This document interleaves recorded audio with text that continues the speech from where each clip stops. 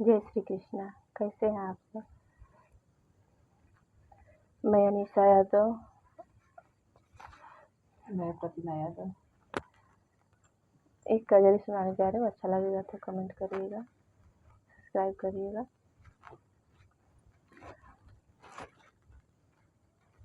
ससुर में रोए बिना माई कबिटियावा के ले हमारी खबरिया ना।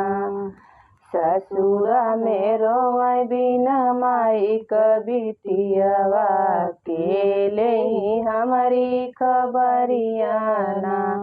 बाबा हमारो ही दिनवा बिसरी गए जे मैं बा महतरिया ना।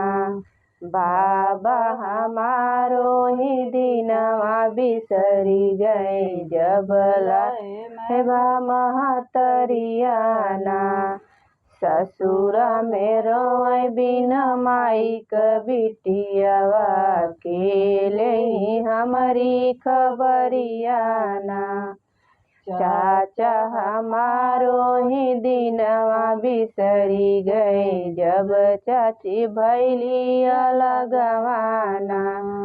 चाचा हमारो ही दिनवा बिसरी गए जब चाची भैली अलगवाना।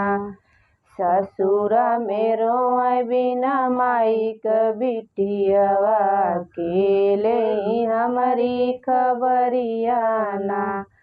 भैया हमारो ही दिनवा बिसरी गए जब भौजी अली गवनवाना।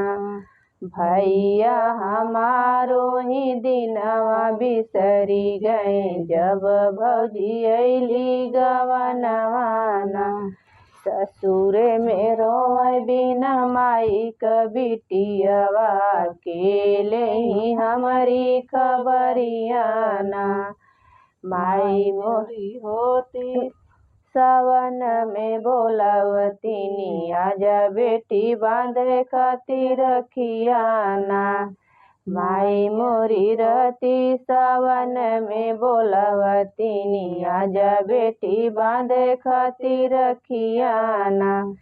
ससुर में रोए बिना माई कबिटियावा के ले हमारी खबरिया ना।